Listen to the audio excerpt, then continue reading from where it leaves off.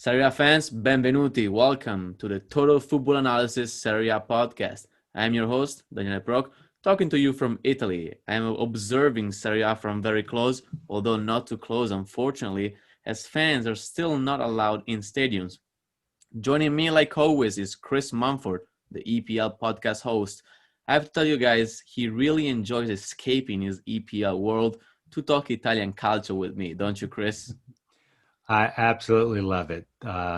Serie A gives some parity. Parity is a dirty world in the EPL, but parity is a good thing in Serie A, as far as I can tell. Chris, we're back after a couple of weeks, and I realized that the thick schedule of this 2020-21 season makes it hard to coordinate. You're in the US, I'm in Italy. Serie A plays on weekend, and there are 7 Italian teams playing midweek games from Tuesday to Thursday. So we obviously don't record during game time. So that leaves us with Monday to record. Let's not forget you're teaching. I am training on a daily basis. In spite of that, I appreciate you making time to talk about Serie A, which from the looks of it, might be the most unpredictable of the top 5 European leagues this year. Would you agree? I agree completely, and I like, Juventus is having some significant trouble. You start to see the formation in the Premier League. The usual suspects are starting to end up at the top of the table, right? The Manchester teams are starting to elevate. Only Arsenal is left to languish in the lower part of the table. But Serie A, come on, AC. The Milan teams are having fun. Sassuolo, Napoli, Roma. There's some great storylines there, and some awesome tactics. So let's go in order. Let's work our way down from the top. And leading Serie A with 7 wins, 2 draws, and 0 losses are AC Milan, who this week won at home 2-0 against Fiorentina despite missing a few key elements. First and foremost, their coach, Stefano Pioli, out with COVID, and then Zlatan Ibrahimovic due to injury. What does this win tell you, Chris, about AC Milan, the youngest team by average age in Europe's top 5 leagues? Have they come of age? Are they mature enough to do what we thought that was unthinkable at the beginning of the season, which is making a run for the 2020-21 Scudetto? I think my take is the following. One game isn't going to give you a whole lot, but the fact is, and this was James Horncastle reminded me this weekend, that AC Milan has won 6 times out of the last 26 where they haven't lost any matches. They've only won and tied. So, yeah, AC Milan is the real deal. Can they survive with Ibra out for 6 weeks? Probably not as well, but for 2 weeks, 3 weeks, the talent is starting to really come of age. And I will tell you, there is so much talent on AC Milan there. I think there's so much young talent in Serie A in general that are getting the minutes. And that to me makes for a very exciting league. And you start to have begin the conversation that Milan may be the real deal. And what struck me about the game is that they basically put the game away in the first half. It was 2-0. It was a header by captain Alessio Romagnoli. There was a PK converted by Frank Kessie, who, you know what, he could be he was going to become the first taker in AC Milan, but what happened then? He missed the second PK of the game. So we'll see what happens when Ibrahimovic comes back. But then, correct me if I'm wrong, Chris, we're talking about the stats of the game before. AC Milan had a way higher expected goals than Fiorentina, something like 3.4 against the 0.4 of Fiorentina. So it was a deserved win, and I think it really showed the maturity that this team, despite being very young, has reached, right? Yeah, I mean the truth is that Milan was happy to let Fiorentina keep most of possession, 55% possession with Fiorentina. That being said, Milan had 15 shots versus Fiorentina's 5, and there were 4 on target for Milan and 2 for Fiorentina. So 2 goals against 4 shots. That's a nice it really struck me as a nice, comfortable win without your talisman. And that's, you've got to be able to do that if you want to win leagues. Have you changed your mind about your about AC Milan's keeper Gianluigi Donnarumma? How have you seen him perform this year, Chris? Because last year you had a couple of remarks, obviously Well, jokingly, but you did have a couple of remarks about it. yeah, I mean, the truth is, I don't think we've ever doubted whether he was the real Mhm. deal or not. That part is the case. But I think that there's some upside for him in terms of improving his distribution. He's a Mhm. great shot stopper, so can't say much about that. And the truth is his shot stopping has kept him within the top five keepers in Serie A for this season.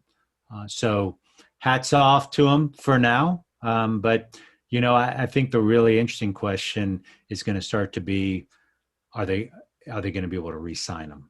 I They're was not gonna going to. get there. I was gonna Yeah, get there. He's yeah. currently on a 6 million a year salary, and his agent Mino Raiola, who is one of the savviest football agent, um, he said that he wants to bump it up to 9 million, and the club seems willing to just reach the 7.5 million, so somewhere halfway between what the two parts initially offered, but if a deal is not reached, it looks like he could leave Milan. I don't personally think it's going to happen. I think that they're going to keep him just because of the potential it still has to grow, like you said.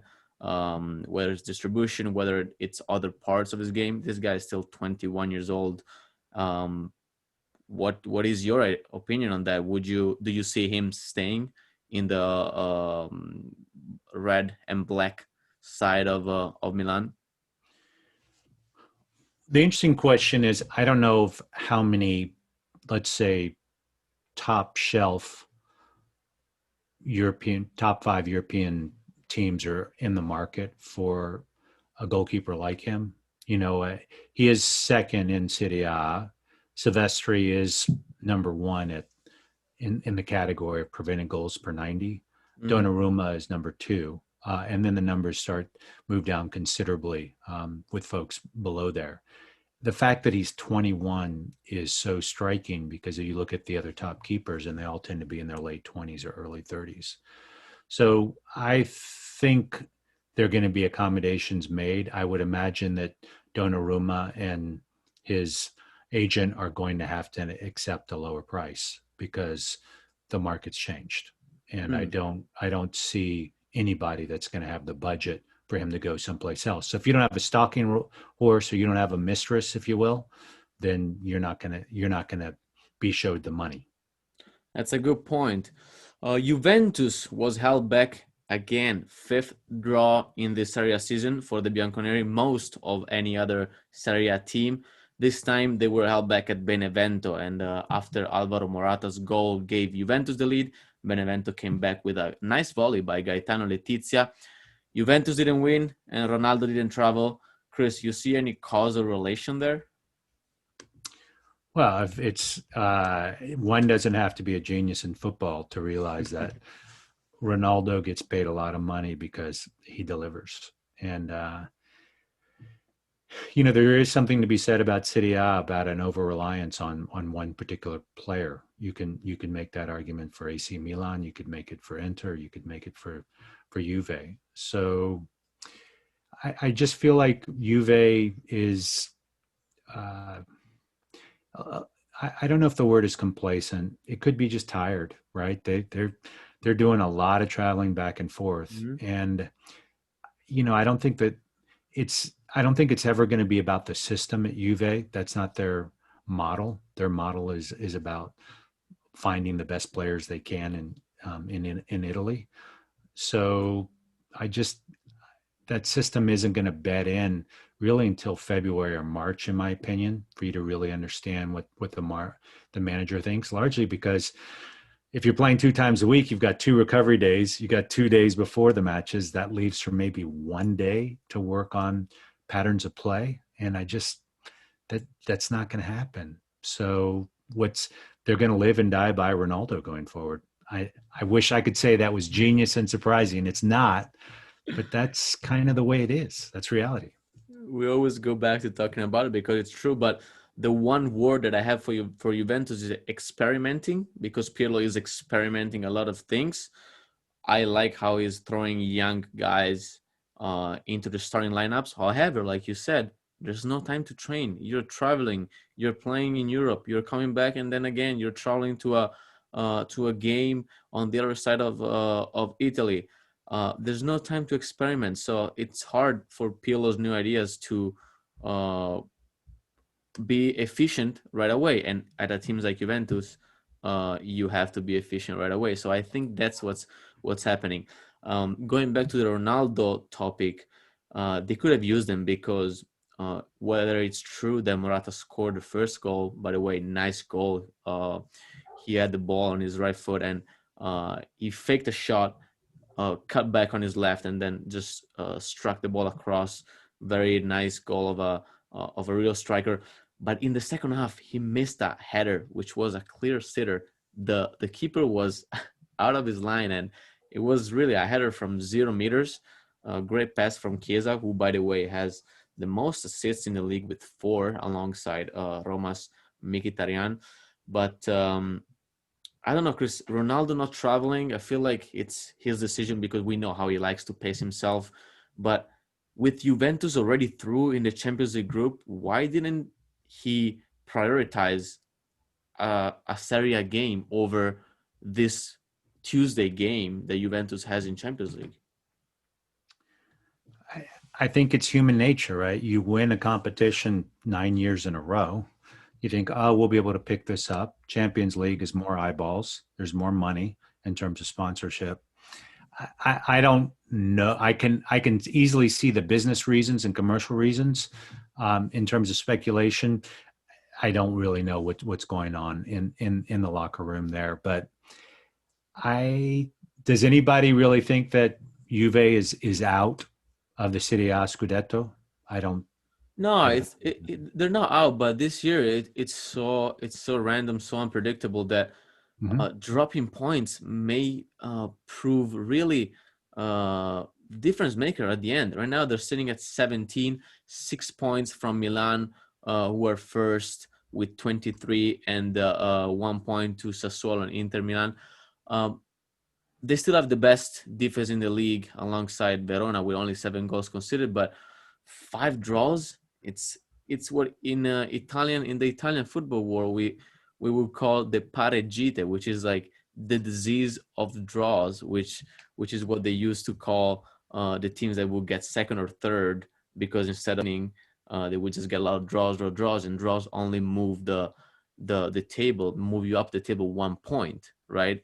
Mhm. So look, dropping points against the so-called smaller teams, I don't know. I don't see this to be Juventus identity. I do think it's because, like I said, his Pirlo is experimenting, and he, unfortunately for him, this year is so weird. He doesn't have the time to experiment. But eventually, Juventus will be top three. But this year, I don't know if they're gonna be able to claim another the 10th Scudetto in a row. Well, I'm inclined to agree with you. That's why I'm so excited to be doing Mm-hmm. this podcast and kind of ride this journey out called 2021 season. I will say that Juve, their challenge, particularly in terms of working with younger players, is beating teams that are going to be in the low block, right? And Mm-hmm. you don't have a Ronaldo to unwind that. I do think that the Scudetto is going to be determined by head-to-head matchups amongst the top 3 or 4 because they are kind of 6-point swings, and you don't want to bleed out 2 points against lower level teams. But it's it's a grind, right? We know it's a grind playing low block teams, and then you put that on top of all the travel, and then you put that on top of folks being out for 2 to 3 weeks due to COVID, and we have the season that we do right now. So I think as Mm-hmm. long as Juve stays within striking distance, I'll be curious to see if their energy levels goes up once we get past the group stages in the next couple of weeks. and then we can kind of see where they are. But you're right. We're getting to a point where you can Uh, start to see trends right now. Inter beat Sassuolo 3-0 away at Sassuolo. Romelu Lukaku was on the bench. With the win, the Nerazzurri caught up with Sassuolo at 18, jumping in second position in the table. Inter, who showed one more time to have a lethal attack, as they have the most goals in Serie A with 23 goals in 9 matches, averaging more than 2.5 goals per game. And yet, Chris, the lack of consistency by Inter and the disappointment so far of their Champions League run have been the reason for criticism against Antonio Conte's man, right? We were also revisiting the Real Madrid game a couple of weeks ago. But looking at the bigger picture, Chris, what doesn't work for Inter and why do they sometimes underperform and other times pull off convincing wins? Well, let's break it down into pieces.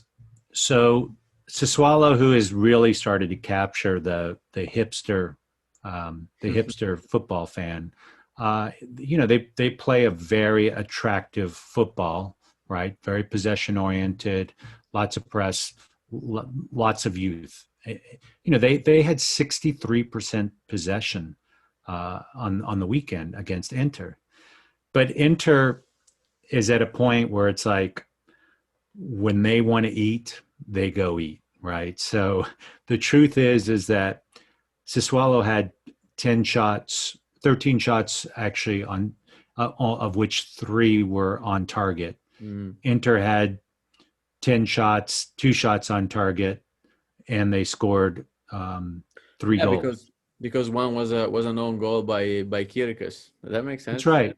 But you think about how ruthlessly efficient Inter is, right? They're like, go ahead and take possession of the ball. It was kind of a classic Conte sort of defensive scheme, and Sassuolo played right into it. And I think if Sassuolo had another 50 million euros, they could maybe go and fix that problem. Go bring in a kind of a big talent striker, right? I think a Calvani would have done beautifully at a place like that. But of course, Calvani wants to play in Champions League football. So, I think they're a very exciting team to watch. I like how when Inter, it was time to get the job done, they got the job done. Now, let's pull that up to Champions League. Mm-hmm. They lost twice against Real Madrid. Okay. I don't think there's any shame to that. Could they have done better in those There matches? is shame to Arturo Vidal with getting that stupid red card. I mean, 33 years of age, you don't do that. You should That's a start fair the season. comment. Yep. That's a fair comment. And you would think that things would have been different. Though that's been his MO everywhere he's played. So you get what you buy, right? Yep. Now, in terms of tying Mönchengladbach and Shakhtar, that is the head scratcher right there. Mm-hmm. You would have think they would have taken care of business there, where now they're not necessarily in control of their destiny. Some teams have to lose, right? And they have to win it on out. So that part of the inconsistency I can see. Keep in mind that's 2 matches, right? 2 matches in a busy season. You could probably justify that. As far as their Serie A play, I mean, the truth is they're second in the division, which is great, right? That's kind of where you want to be. And frankly, I don't know if you want to be first this early in the season. Better to lay low unless you're AC Milan, right? But hey, shout out to the Milanese teams, number 1, number 2, right? Back just like the old days. So I don't, there's some discussions going about coaching at Inter. What's your take on that? Let me tell you my take on what you just said. True that. Shout out to the teams in Milan, like the golden age of the 90s and early 2000s. About Inter, they're in a very tough position in Champions League. Like you said, they're not in control of their destiny anymore because now they have to travel to Mönchengladbach, win there, and then they have to win the remaining game while hoping that Mönchengladbach lose against Real Madrid.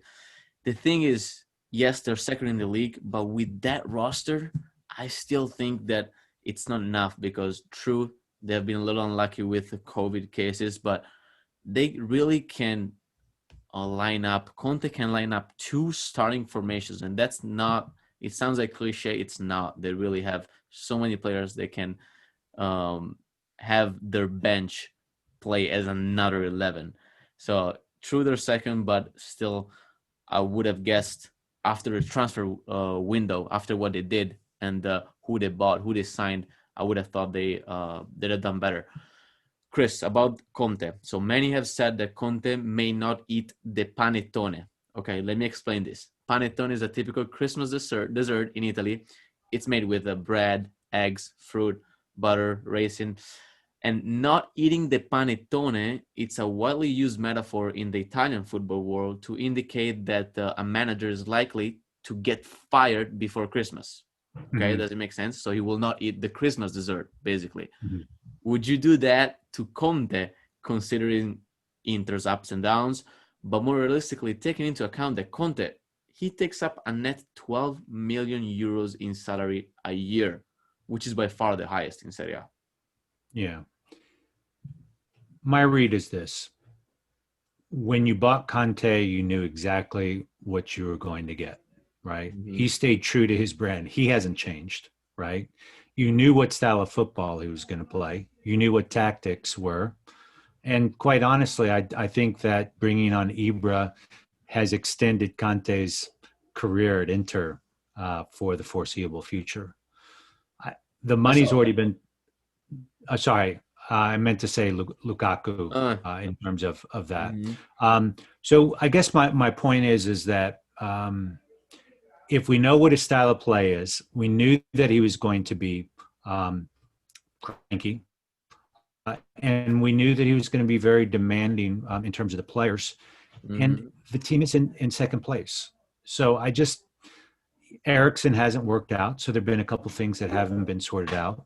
But I don't why do you fault a turtle for being a turtle, right? Why do you fault an eagle for being an eagle? Because the You can't, turtle or the eagle, true, it's very specific in the way it behaves, I guess, but it would always yield results. Okay, true, in the league, there's still seconds, but that's a disappointing almost elimination from Champions League. And with that roster, I don't think it's admissible. I think that Conte is known for pulling off results, even though, despite not always being pretty in his playing style.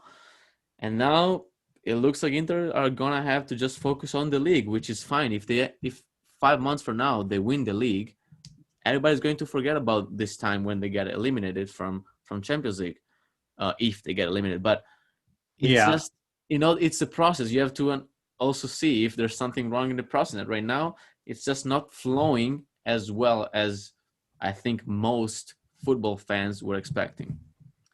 Well, the truth is, you the Champions League is a 6 game season in group stages, right? Mm-hmm. So anything can happen in 6 games, and there have been some other notable teams in the past that have not made it past group stages. Where if you ran the simulation 100,000 more times, they would get through without any troubles at all.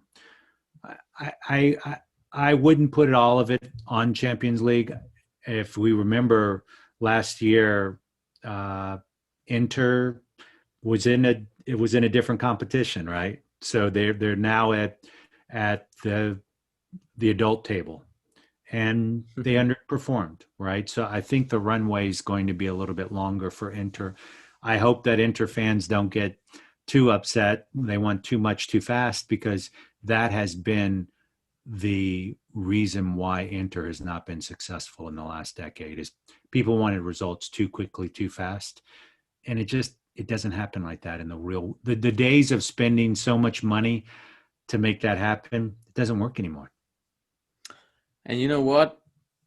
If they do get knocked out of Champions League early, they'll have more time to focus on just Serie A, which in this crazy season, it means still playing every 7 days and sometimes still playing even every 3 days. So it's still going to be enough to worry about for Conte's men.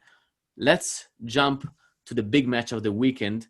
That was the Sunday night game, the Posticipo, which saw Napoli battle Roma. Roma was torn apart by absences and injuries, and they also lost two starting players for injury in the first half, Jordan Veretout and Gianluca Mancini. But Chris, this all sounds like excuses in the face of a clear 4-0 victory by Napoli, a poker which the club dedicated to Diego Armando Maradona.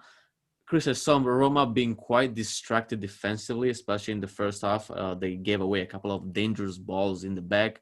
Were they just mentally unprepared, or were Napoli just too in the zone for Roma? My take is that Napoli was just they were really fired up about this in terms of there were 133 duels in total in the match, 75 of which were won by Napoli.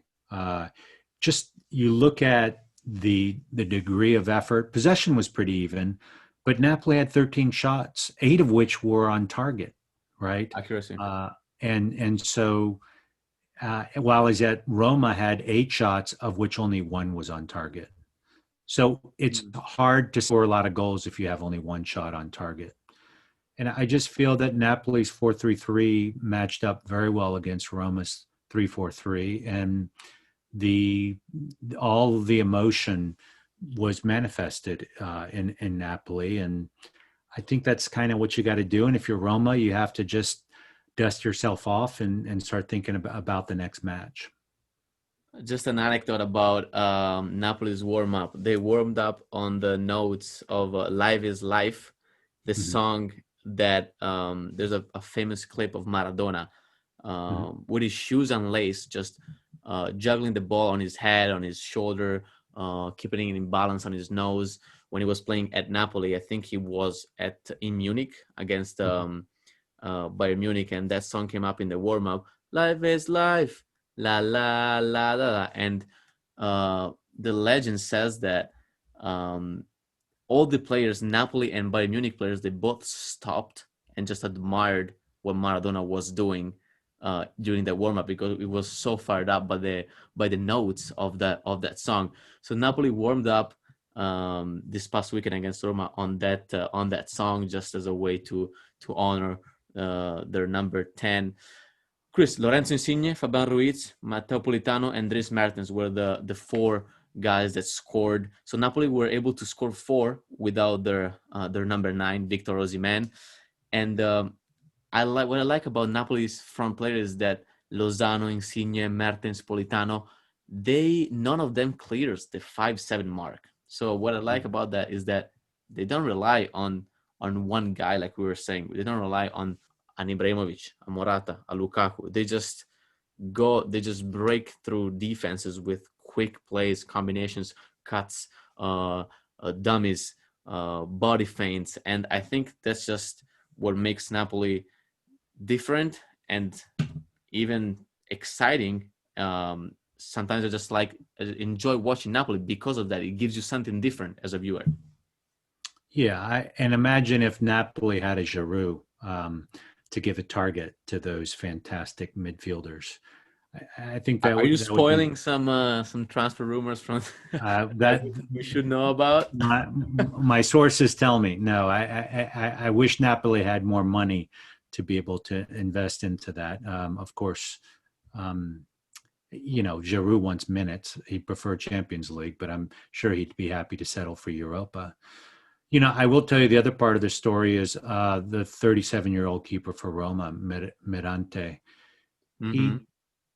He he didn't have a very good game, and you had one goal and then a second goal, and then by the third or fourth, you could almost see the confidence drain away, which is unfortunate because he is one of the oldest active keepers in Serie A, and imagine he's had ups and downs like this, but there are some days when you can try to do everything right, but everything goes wrong. And Napoli currently sits fifth in the table with 17 points, tying with Roma and Juventus. Just a reminder, they still have that penalty point back um, from the game against Juventus that they lost 3-0 by forfeit because they didn't show up. Mm-hmm. Um, but Napoli is definitely an exciting team and one that I think is part of the Scudetto conversation for sure. Chris, Atalanta. What's happening with Atalanta? They lost 2-0 at home against Verona. It's true that Verona have the best defense in the league with Juventus. They only conceded 7 goals so far, but I think that shouldn't stop the best attack of last season from scoring, right? Or should it? Atlanta scored 98 goals last season, and they were held back at home against Verona.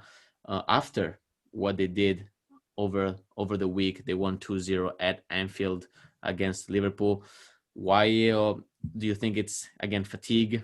What did you see go wrong with Gasperini's Ben? Well, I'd like you to comment on this. When legs get tired, that final 5 or 10% isn't there. Mm-hmm. The truth is, Atalanta dominated possession. I think the number was 57%. They took 18 shots, of which only 5 were on target, and they scored 0 goals, right? While as yet, Verona, with their lockdown defense, Speaking you know, of lockdown, since it's trending, well, it's got they only had 8 shots on total, but 2 were on target, and guess how many go in? 2, mm-hmm. right? So it's one of those things where I think that Atalanta was a little unlucky, and they were just a little fatigued from all the travel. And Verona is a bad team to play if you're feeling leggy, right? Mm-hmm. And the stars aligned for Verona. I thought it was a great win for them. Hats off. So if you're Atalanta, you've got some Champions League work to do. You hope that you're on the right side of the cut, and you keep on charging on, I think, a schedule that's not particularly onerous compared to what other teams are in Serie A. Let's not forget that Verona are seventh in the table. They tied at Juventus, they tied at AC Milan, and now they won at Atalanta. So they've also faced already 3 of the bigger teams in Serie A, and they're doing pretty well. Very Mhm. solid defensively. So kudos to Juric, the coach, and kudos to the goalkeeper that we've praised over the past weeks, Silvestri. I mean, if Mhm. he has the best defense, he deserves some credit as well. Chris, I know you have a Lazio jersey sitting in your drawer. I Mhm. think that you haven't pulled it out this week because Lazio lost 3-1 at home against Udinese again, and a big upset of the week. Um, I think that the problem with Lazio is still the lack of depth.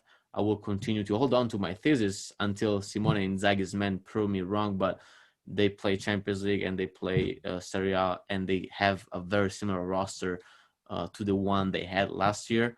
What do you think about them? Well, I mean, I don't think I'm going to add any new insight to the fact that their cupboard is a bit threadbare, right? They Mm-hmm. don't have the depth that someone with the aspirations that they do and playing Champions League. So, with respect to the loss against Udinese, you get a deflection, first goal, you're a little deflated, you're tired. Uh, Udinese ended up really putting together a couple of very interesting combinations you wouldn't expect from them. True. And lo and behold, they Lazio had 6 shots on goal, of which only 1 went in, and Udinese had 3 shots on goal. Guess how many went in? 3. So It's it's another one of those matter. perfect Verona, storms, Udinese. right? I mean, it's just Atalanta and Lazio were in the same position, and Mm. Lazio, they both dominated possession. They both had more shots, both on target and in general. It's just sometimes the ball goes in, sometimes it doesn't, and that's hats off to Udinese for taking care of business. And I still wear the Lazio jerseys with pride, whether they win or lose. And you said You said it right when you said that Udinese had some nice combinations. The first goal, true, it was a shot that was deflected from outside of the box, but let's look at how the play started. It started from the center back, the center back, because Udinese plays with three in the back, which becomes a five when defending. They had, I think, a web of 8 passes that took them to the other side of the field, but it was quick. It was with patience and with pace, and then eventually I think it was Pereira. He just laid it off, and there was a great shot from outside of the box. But very impressive the way they connected. Lazio were down 3-0, and it would have been a 3-0 loss if Immobile hadn't. I don't know if you saw it, but he won the PK by understanding that there was going to be a back pass. He read it before everybody else on the field, so started sprinted earlier, got to the ball first. He just moved the ball at the last second for a goalkeeper Musso to come out. Musso just hit Immobile's ankles. Immobile went down, and then just he buried the PK. But I like to see that Lazio are doing well in Champions League, as well as Atalanta, right? Yeah. Atalanta are tied with Ajax with 7 points, whereas Liverpool is first with 9. But Ajax have to go play at Anfield, so Atalanta have good chances to go through. And Lazio, they're second. They're second, just 1 point behind Dortmund, and then Club Brugge is third with 4 points. So I like that despite they're struggling in the league, they're doing very well in Europe, and they have great chances to go through. Yeah, I mean, it's like I said earlier, it's a 6 game tournament in the group stages, and anything can happen. Hmm. And thankfully, I think the Serie A executives are very happy to see that, 3 out of the 4 teams are doing well in Champions League, and they happen to have some other teams that are doing well in Europa. So I think that Serie A is representing very well this year. Absolutely. I'm just going to pick one game that you guys should watch for this upcoming weekend. That's the Turin derby, Juventus against Turin, on Saturday, 12 p.m. Eastern time, 6 p.m. Local time in Italy. For myself, Chris, great going back to talking culture with you. Thank you so much for your time. Please, guys, enjoy the games, and we will see you next week. A presto.